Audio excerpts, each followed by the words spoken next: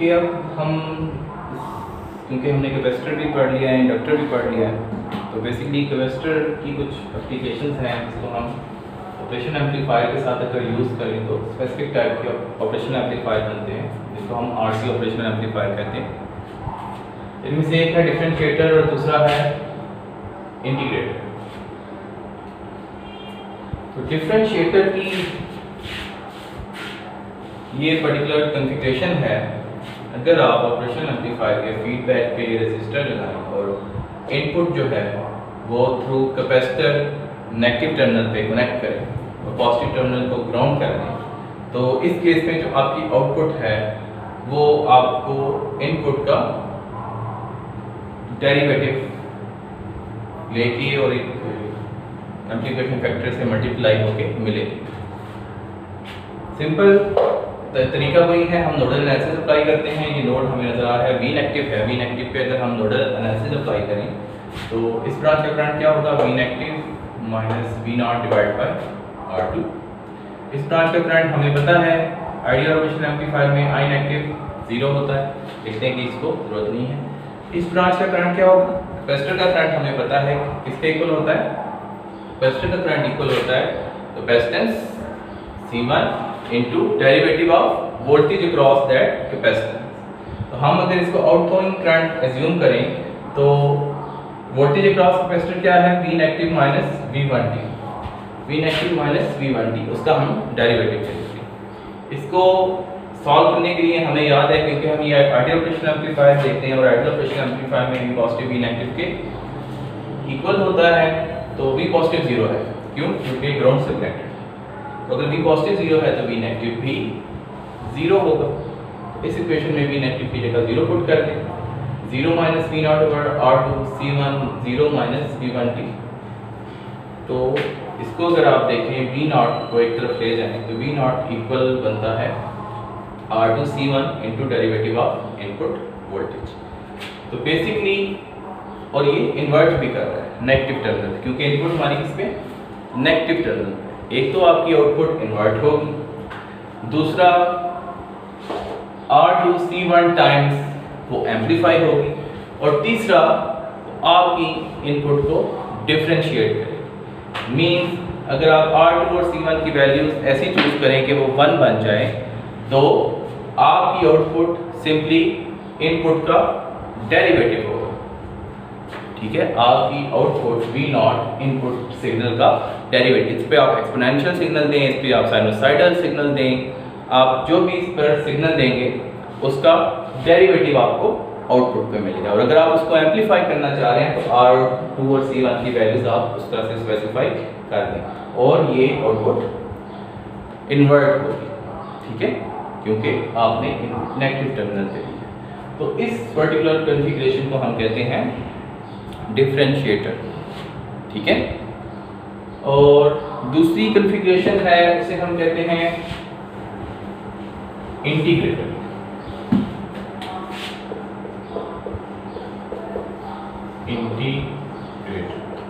Integrator में हम इसमें क्या चेंज करते हैं, कैपेसिटर फीडबैक पे लगा देते हैं, इसे कह देते हैं C2,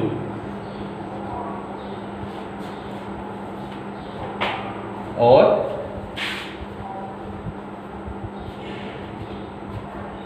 रेजिस्टर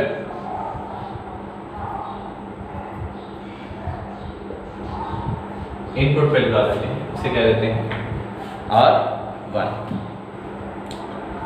सिंपली डिफरेंशिएटर में कैपेसिटर यहाँ लगा हुआ था, रेजिस्टर यहाँ लगा हुआ था। इंटीग्रेटर में हमने क्या किया, कैपेसिटर यहाँ से उठा के यहाँ, रेजिस्टर यहाँ से उठा के यहाँ, सब्स्टिट्यूशन कर दिया। अब इक्वेशन में क्या चेंज आएगा, अब इक्वेशन में चेंज आएगा V नेगेटिव की अगर हम इक्वेशन लिखें, V नेगेटिव की अगर हम इक्वेशन लिखें तब चेंज क्या आएगा, V negative minus V1t over R1 plus C2 derivative of V negative minus V not plus इस ब्रांच का करंट हमें पता है 0 होगा। तो अब ये किसके इक्वल बन गया, V नेगेटिव हमें पता है V पॉजिटिव के इक्वल है और V पॉजिटिव 0 है, तो V नेगेटिव को अगर हम 0 पुट कर दें तो हमारे पास आ जाता है minus V1 of t over R1 plus C2 d by dt of V negative तो 0 हो जाएगा, दूसरा क्या रहेगा माइनस V0 इक्वल टू 0। हमें क्या चाहिए, V0 का एक्सप्रेशन चाहिए, तो d by dt of V0 will be equal to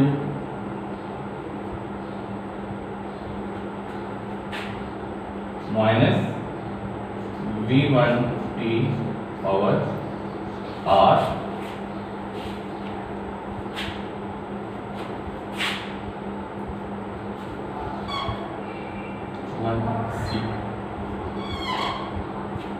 ऐसे लिख सकता हूँ। अब क्योंकि मुझे V0 चाहिए, डेरिवेटिव ऑफ V0 नहीं चाहिए, तो सिंपल सा तरीका क्या है, हम दोनों तरफ इसको इंटीग्रेट कर दें। तो दोनों तरफ जब इंटीग्रेट करेंगे तो ये हमारे पास आ जाएगा V0 ऑफ t और ये हो जाएगा minus 1 over R1 C2 integral of d1 of x dx।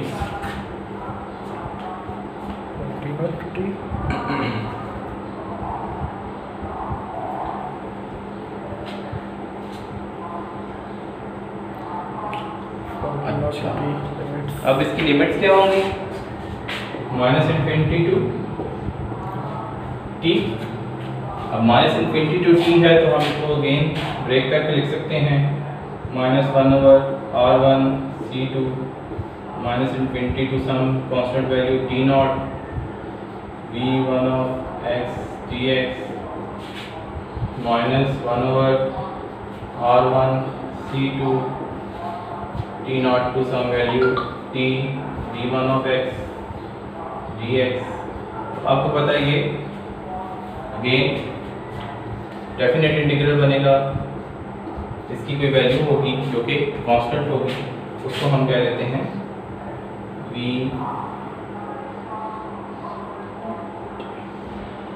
t0 minus 1 over R1 C1 t0 to t v1 x C2 dx।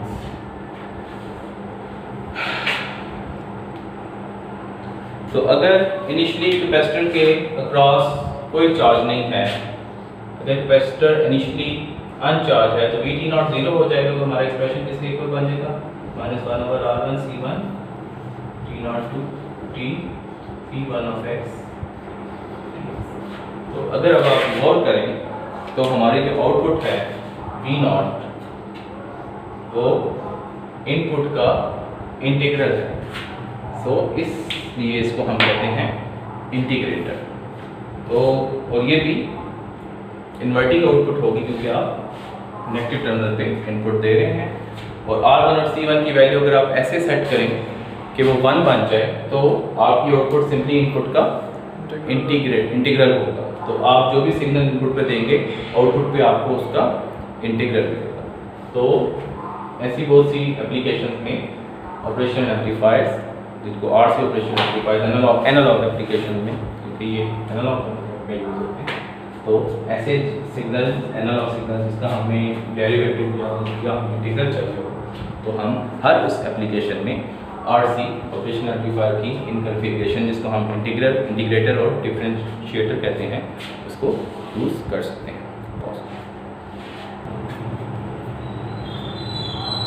Student ये क्वेश्चन है, ये वेवफॉर्म गिवन है V1t इज इनपुट वोल्टेज, और वो कहता है कि अगर हमें ये इनपुट वोल्टेज का ग्राफ, ये जो प्लॉट गिवन है, इसको अप्लाई किया जाए इनपुट ऑफ ए डिफरेंशिएटर, अगर ये इनपुट डिफरेंशिएटर की इनपुट पे अप्लाई की जाए तो अगर R2 1 की हो, C1 2 माइक्रो फैरड हो, तो आउटपुट वेवफॉर्म कैसी होगी, उसको प्लॉट करें।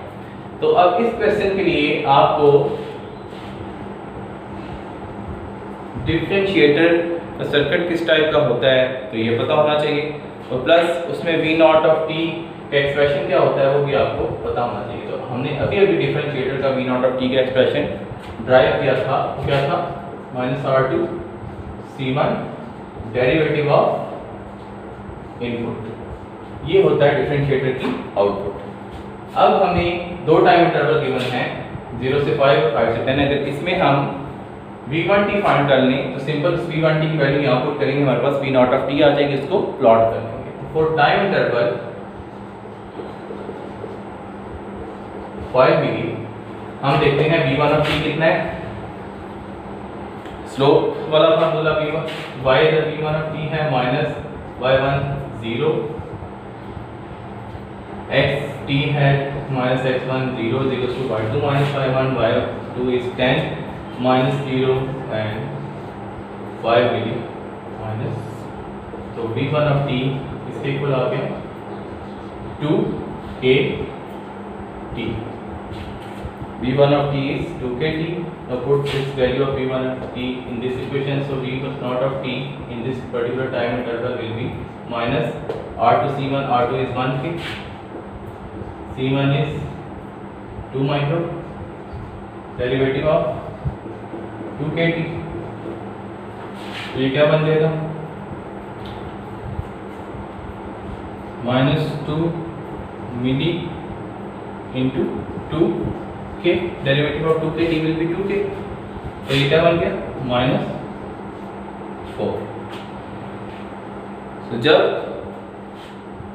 Current constantly voltage input voltage increase कर रहा है तो आउटपुट वोल्टेज इस पर्टिकुलर टाइम इंटरवल में कितना कांस्टेंट -4।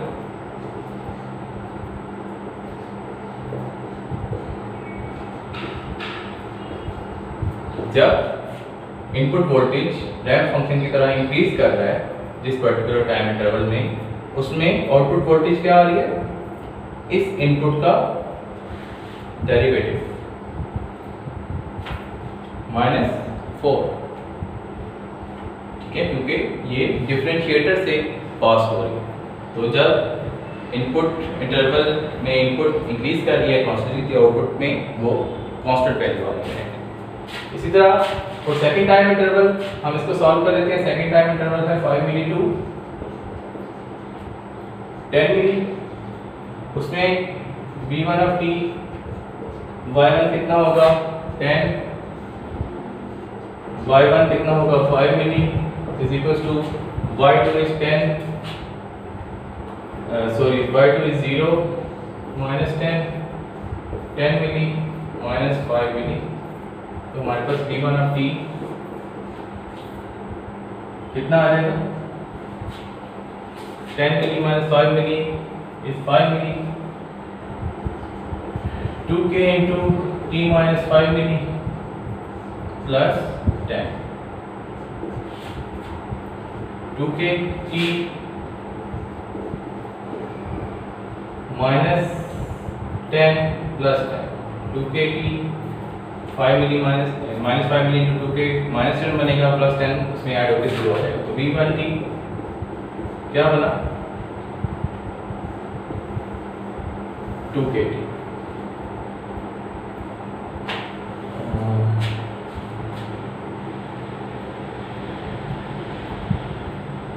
कोई गड़बड़ नहीं है,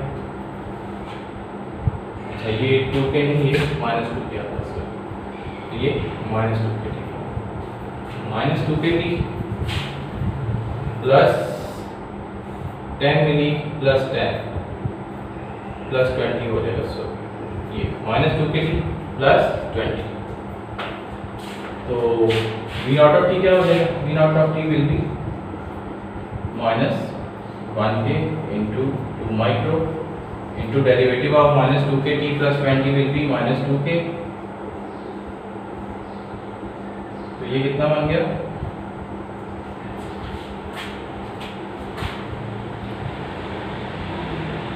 1 मिली, so 2 मिली -2k 4 -2 इंटू -2 इस पर्टिकुलर टाइम इंटरवल में जो वोल्टेज आए वो हमारे पास आउटपुट पे 4 है। जब इनपुट पे फंक्शन 5 to 10 पे नेगेटिव स्लोप वाली थी, डिक्रीज कर रहा था फंक्शन, तो हमारे पास जो आउटपुट आई है वो +4 आउट उस पर्टिकुलर टाइम इंटरवल 10। तो ये है डिफरेंशिएटर की आउटपुट का प्लॉट अगर इनपुट पे ये सिग्नल दिया जाए और R2 और C1 की ये वैल्यू। तो ऐसे ही क्वेश्चन आपको इंटीग्रेटर के लिए भी आएंगे। आई होप आपको ये क्लियर हो गया होगा। तो इसके बाद हम एक इंटीग्रेटर की एग्जांपल करते हैं और फिर से फिनिश करते हैं पॉज।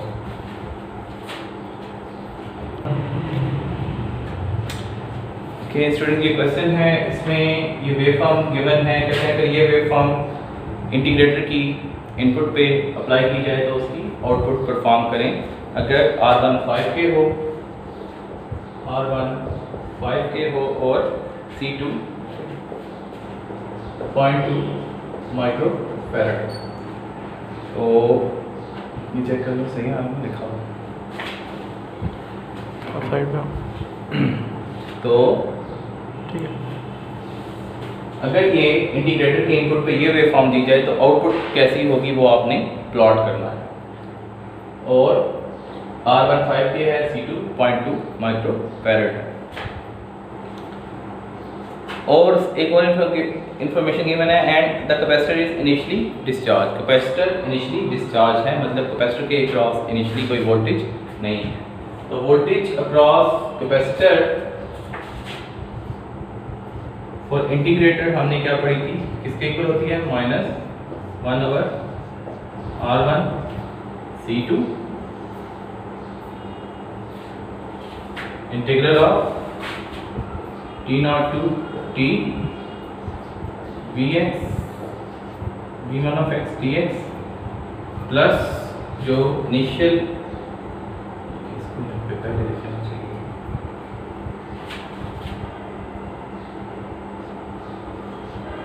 VT0 ये। तो इनिशियली कहा गया है कि कैपेसिटर डिस्चार्ज है, इसका मतलब है इनिशियली VT0 0 है। तो कहते हैं इस वेव फॉर्म के लिए प्लॉट करें आउटपुट वेव फॉर्म कैसी होगी। तो R1 और C2 की वैल्यू भी गिवन है और हमें नजर आ रहा है कि ये सारी कांस्टेंट वैल्यूज हैं। 0 से 0.1 इंटरवल तक और T 0.1 to 0 V1 of T is 20 millivolt। V1 of T is 20 millivolt।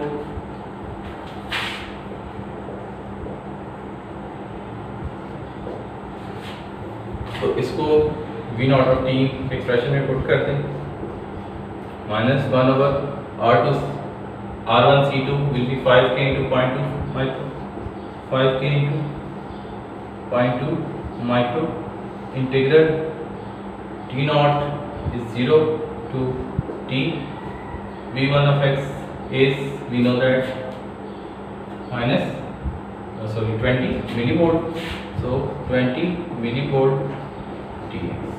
अब अक्सर ऐसी कैलकुलेशन करते हुए स्टूडेंट अपने पास से x dx लिख देते हैं।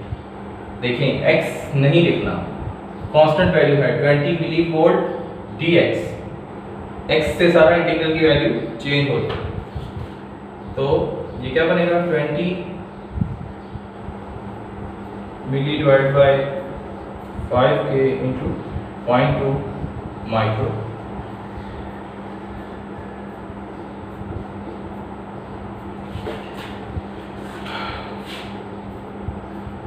ये वैल्यू क्या बनती है,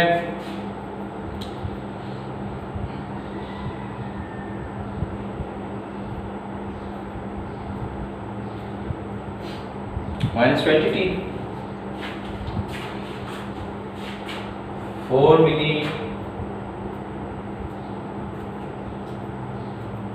माइक्रो से कैंसिल हो जाएगा। 4 डिवाइड बाय 0.2, 4 डिवाइड बाय 0.2 कितना बनता है, 20। तो ये वैल्यू बन जाएगी V0 of T will be -20 and limit जब इसकी पुट होगी तो -20t, V not of t आ गया -20t। जब इनपुट वोल्टेज 20 मिली वोल्ट है, आउटपुट आ गई -20t। तो उसी पर्टिकुलर टाइम इंटरवल में जब input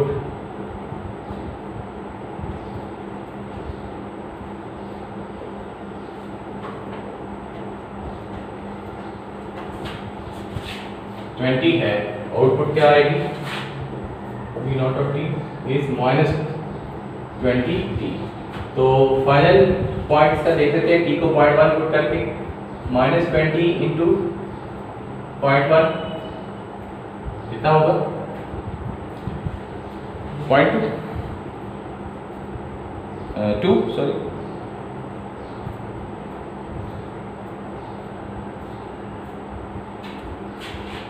-20 into 0.1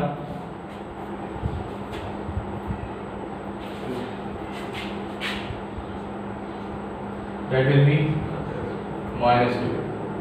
So at time t is equals to 0.1, V naught of t is -2।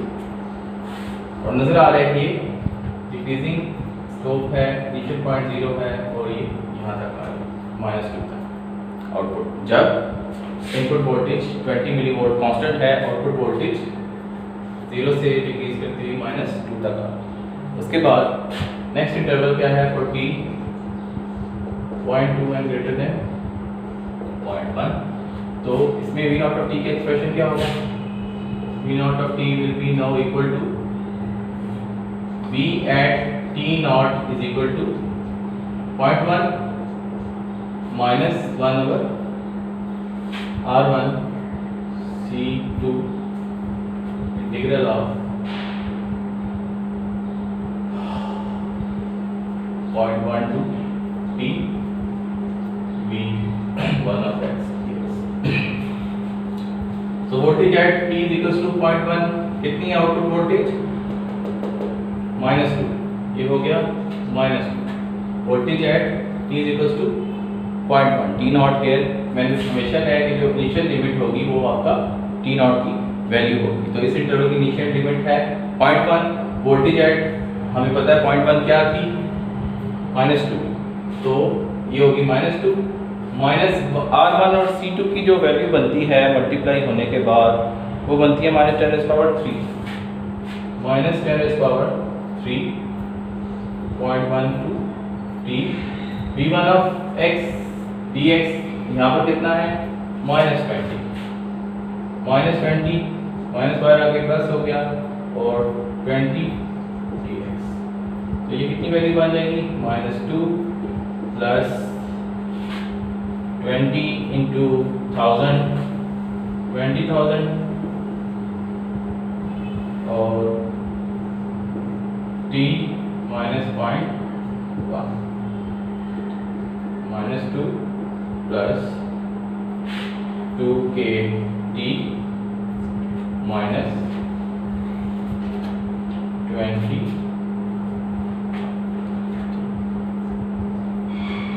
20k into 0.1 कितना बनेगा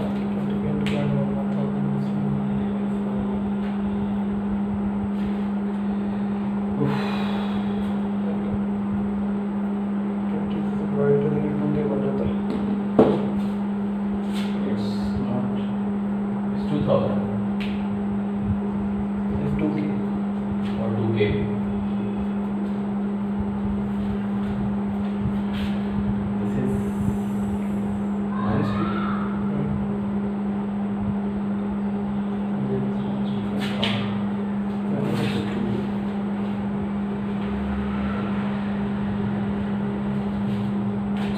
अब हम देखने के लिए कि फाइनली इसकी वैल्यू एट 0.2 कितनी होगी, इसमें t को 0.2 पुट कर देते हैं क्योंकि इनिशियली तो हमें पता है कि यहाँ से स्टार्ट होगा। तो -2 प्लस 2k इंटू 0.2 -2000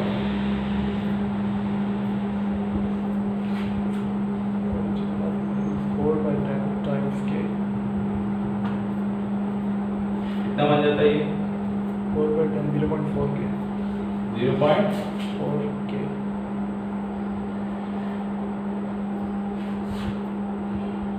2 को नहीं 2/10 हो जाएगा, 4/10 0.4 बन जाता है।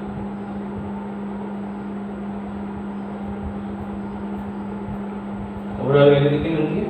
ओवरऑल जैसे 2 के माइनस 0.4 के बनता है 1.6 के, तो माइनस 1.6 के माइनस 2 whatever it is।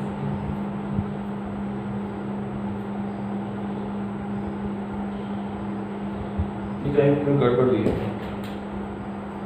हाँ हुई।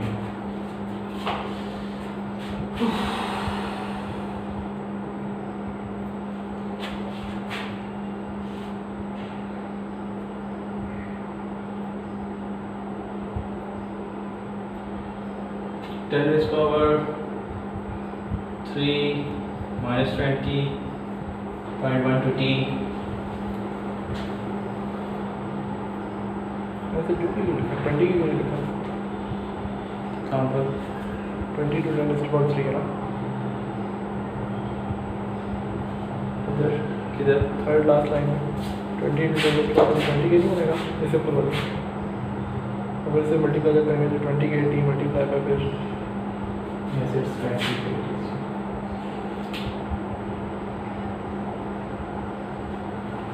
20 के इंटू 0.2 कितना बनेगा? 20 के इंटू 0.2 कोई बात नहीं है, 40 डिवाइडेड बाय 10 और इधर 4 बन जाता है 4 के कितना? 4 के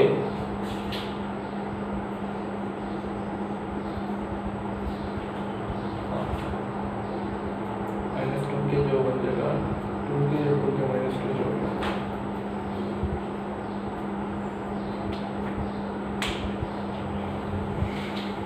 पॉज करें।